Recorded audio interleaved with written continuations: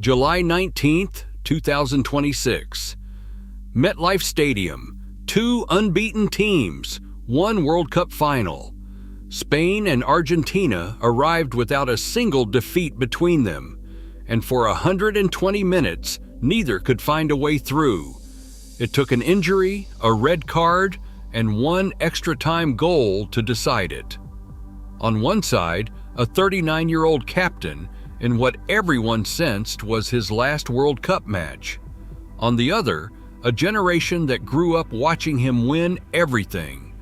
What turned this final into something football may never see again began long before either team stepped onto the pitch.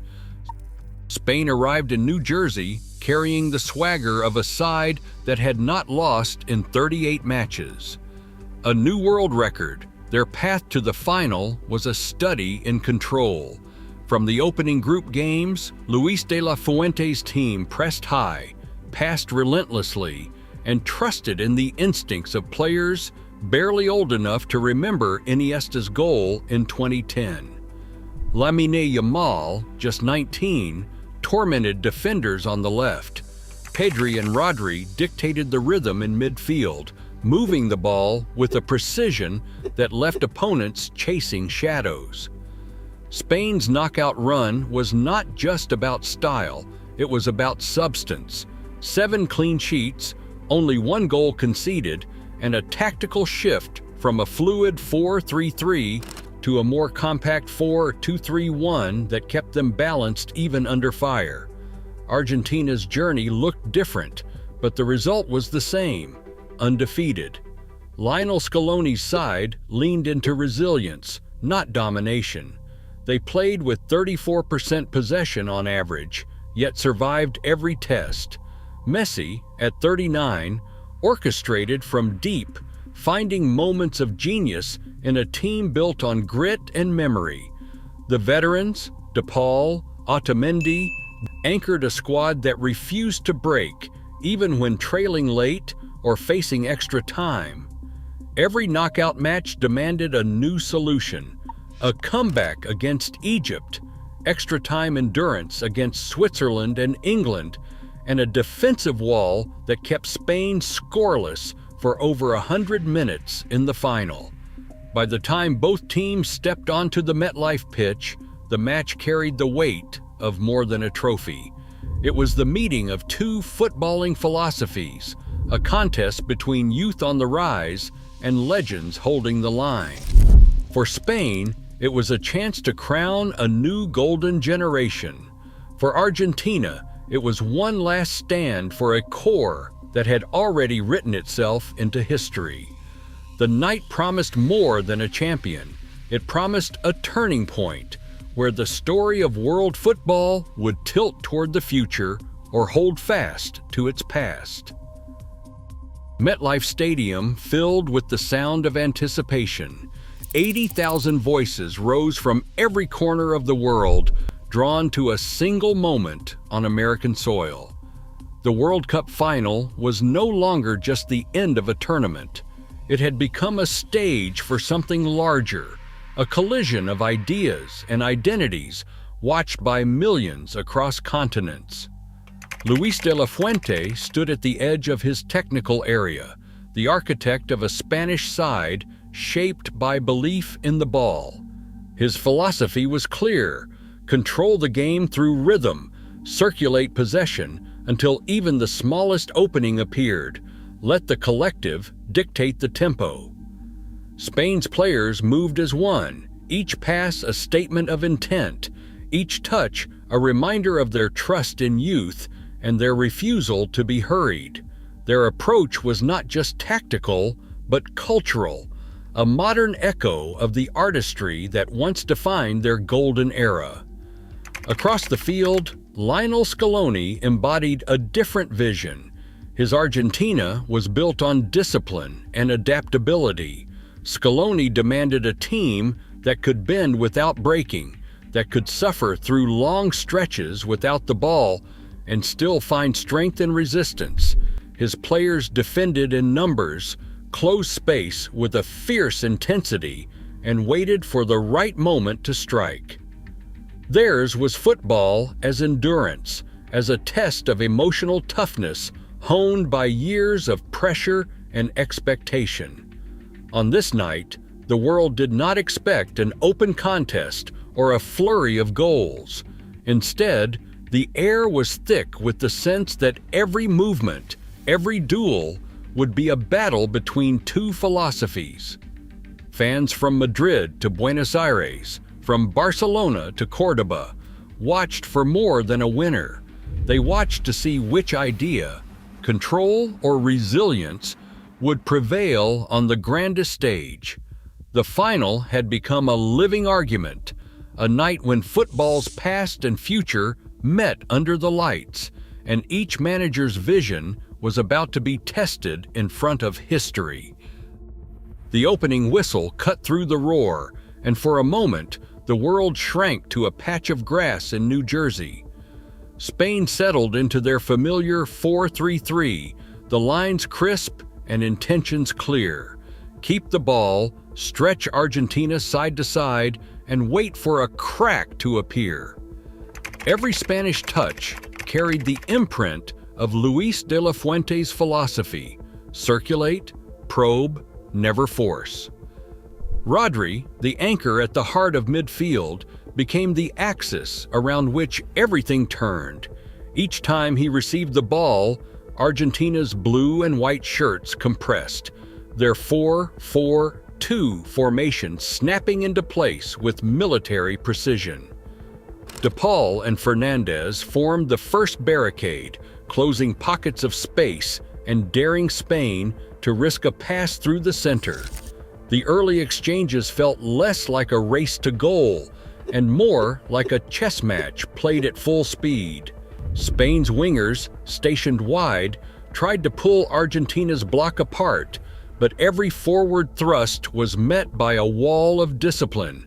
For Argentina, the plan was simple: frustrate, absorb, and pounce if given the chance.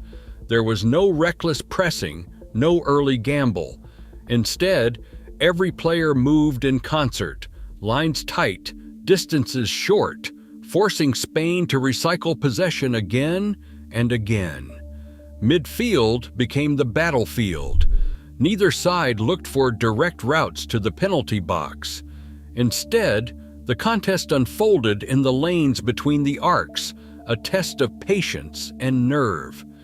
Each possession was a negotiation, each pass a question posed and answered.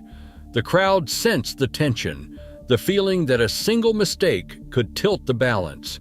For 20 minutes, the final was a study in control and caution. Two teams locked in a silent argument over who would blink first. Lionel Messi wore the captain's armband for Argentina with the quiet gravity of a man who understood what this night meant.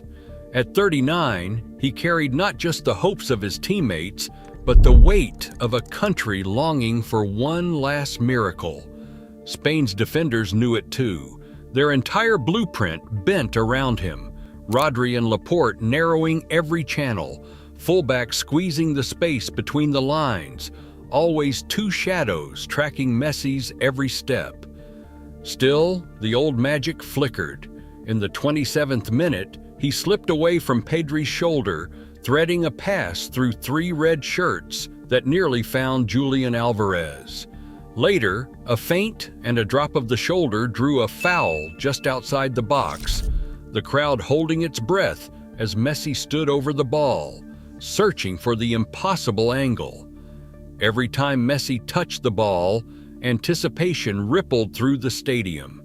Even as Spain compressed his world to a few square meters, he found ways to orchestrate.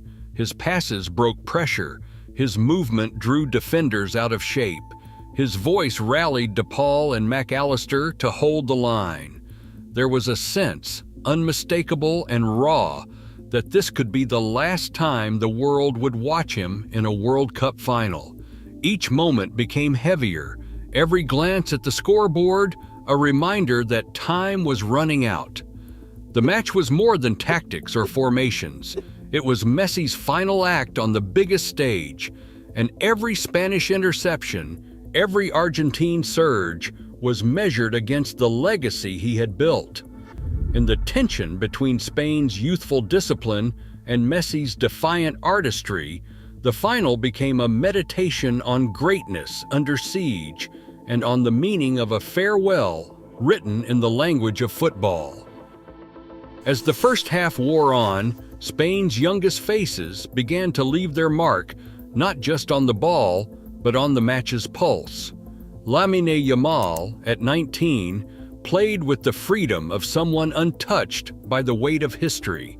He hugged the left touchline, demanding the ball, drawing defenders out, and forcing Argentina to stretch just a little further than they wanted. Each time Yamal received possession, he offered Spain width and a sense of calm, his decision-making belying his age.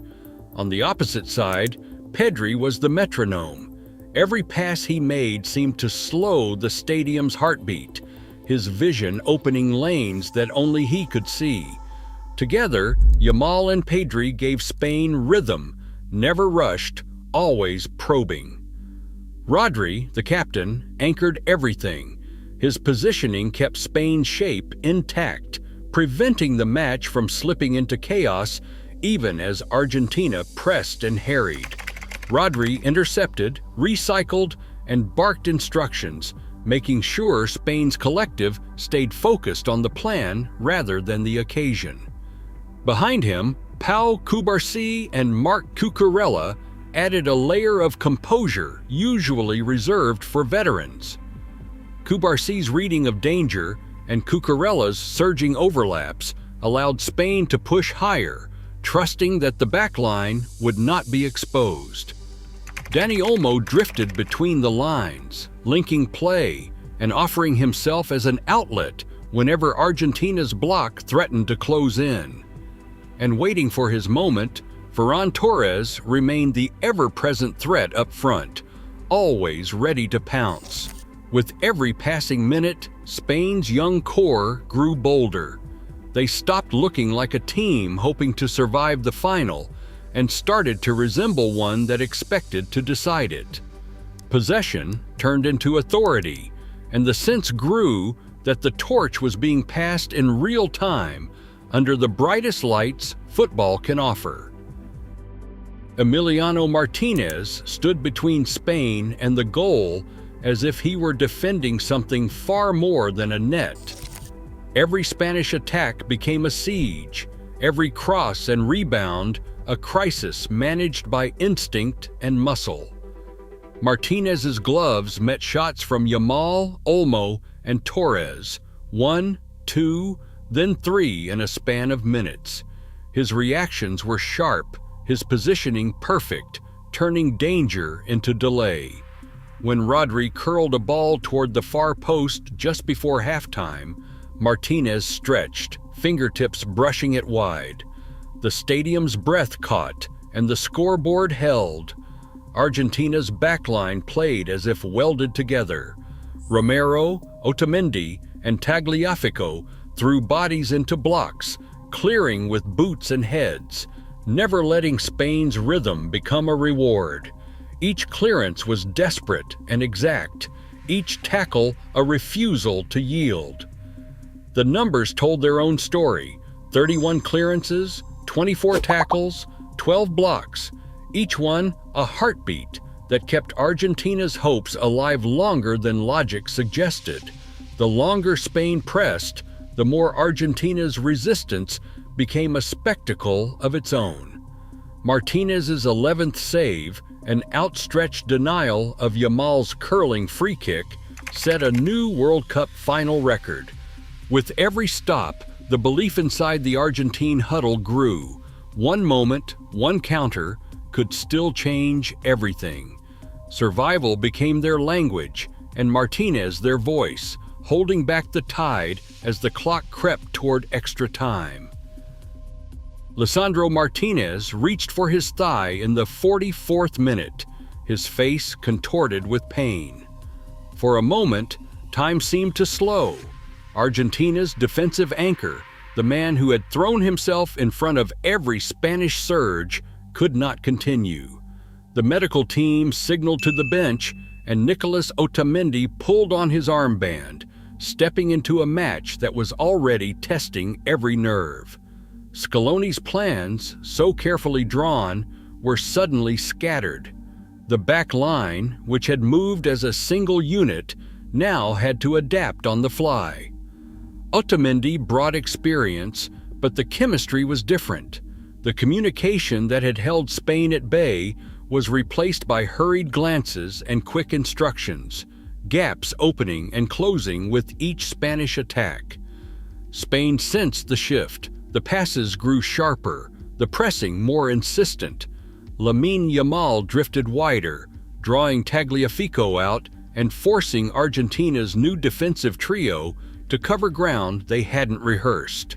Rodri and Pedri began to find pockets in front of the back three, pulling De Paul and Fernández deeper and sapping the legs of Argentina's midfield. Each Spanish attack was met with a desperate block or a last-ditch clearance, but the rhythm had changed. Scaloni barked orders from the sideline, gesturing for calm, but the urgency in his voice betrayed the reality. Argentina was surviving, not dictating. Emotion ran close to the surface. Every duel became a test of nerve, every 50-50 ball a potential turning point. The noise inside MetLife Stadium grew frantic, the tension mounting with every Spanish incursion. For the first time all night, Argentina looked vulnerable. The substitution had not just changed the personnel, it had shifted the balance of belief. Spain pressed forward, sensing that the door, once sealed shut, was now just slightly ajar. As the second half unfolded under the lights of MetLife Stadium, the match tightened into a contest of calculation and nerve. Spain's grip on possession remained, but each pass grew more deliberate, each movement measured. Luis de la Fuente and Lionel Scaloni stood locked in a silent duel, making subtle adjustments, fresh legs here, a tactical nudge there, always searching for an edge without exposing their teams to sudden danger. The risk of a single mistake hung over every decision. Neither side pushed recklessly forward. Instead, both retreated into discipline, aware that one misplaced pass or lapse in concentration could decide everything. Refereeing moments added another layer of tension. A late yellow card for Enzo Fernández after a heated exchange with the official, a disputed offside call that drew frustrated gestures from both benches. Each incident stoked the pressure, but the match stayed in the hands of the players and managers. The official's presence was felt, yet never overwhelmed the contest. Every free kick, every set piece, became a test of composure as much as skill. Chances grew scarce, and when they did appear, they seemed to cost a piece of the soul. Spain probed, but Argentina's reshuffled defense refused to break. Argentina looked for Messi to conjure something from nothing, but Spain's young midfield snapped at his heels, closing the space before he could turn. The stalemate endured because both teams understood what was at stake. The value of the next error was measured in history, not just in goals. With each passing minute, the sense grew that the match would be decided not by brilliance alone, but by who blinked first. 90 minutes passed, and still the scoreboard refused to budge. The final, so carefully balanced, spilled into extra time, with both teams running on fumes and nerves. Players bent over at the waist, hands on knees, sweat streaking faces. Fatigue was now visible in every movement, every late challenge. The tension crackled, not just in the stands, but across the pitch, as two unbeaten runs and two footballing philosophies circled each other with growing desperation. Then, the axis of the night shifted. In the 93rd minute, Enzo Fernández lunged into a midfield challenge, his boot catching Pau Cubarsí. The referee's arm flashed yellow, then red. Fernández, Argentina's engine, was sent off. His second booking of the night, this time for a reckless tackle. Suddenly, Argentina faced the rest of extra time with 10 men, their structure fractured at the worst possible moment. Spain, sensing blood, wasted no time. Their lines pressed higher, fullbacks surged forward, and the midfield trio snapped into a tempo that had eluded them for much of the match. Lamine Yamal hugged the touchline, stretching what remained of Argentina's defense. Rodri, always the metronome, began to dictate from deep, threading passes through tired legs. Each Spanish attack now carried the weight of inevitability. With the numerical advantage, it was no longer a question of patience. It was a test of nerve, and the sense grew that one clean action, one slip, would break the deadlock that 90 minutes of brilliance and willpower had refused to settle. Spain's breakthrough arrived not in a rush, but through patience and movement. With the match deep into extra time, just past the 105th minute, Spain kept the ball moving, refusing to force the issue against Argentina's exhausted defense. Rodri set the tempo, Pedri drew defenders away, and Lamine Yamal found space on the left. His cross, measured and deliberate, arced toward the far post. Nico Williams timed his run perfectly, rising above the crowd. Instead of aiming for goal, he sent a precise header across the 6-yard box, threading it through chaos. Ferran Torres, unseen by defenders, slipped into the gap and met the ball with a single, controlled touch. His shot stayed low, beating Emiliano Martinez at last. For a moment, the stadium held its breath, then the realization swept through. Spain had scored the goal that would decide the World Cup. The sequence was a tribute to composure and collective trust, echoing the finest moments in Spain's football history. On this night, Ferran Torres joined the legends, his finish the reward for a team that believed in its movement and waited for the game to open. Argentina surged forward with the urgency of a team fighting the clock and the weight of history. Every blue and white shirt pressed higher, Messi drifting deeper to orchestrate, Alvarez and McAllister darting between lines, searching for the smallest crack. Spain, now holding a fragile lead, refused to retreat into chaos. Rodri barked instructions, Cubarsí and Laporte held their line, and the midfield closed ranks around the penalty box, turning every Spanish clearance into a collective act of defiance. Each time Argentina won back possession, hope flickered. One pass, one run, one shot could still rewrite the ending, but Spain's shape never broke. Pedri and Yamal tracked back, intercepting, harrying, refusing to let emotion overwhelm discipline. The minutes crawled. Every block, every desperate tackle, every second the ball was held in the corner added to the tension. The outcome hung by a thread, the stadium trapped in suspense, until the referee's whistle finally brought the world to a stop. Tonight, history pivots on a single goal and the courage to seize it. Spain's new generation claims more than a trophy. They inherit the weight and promise of world football. As Messi's era fades, the challenge isn't just to win, but to define the next legacy. The torch is passed, the world is watching. What comes next is unwritten. Share your thoughts on this unforgettable night below.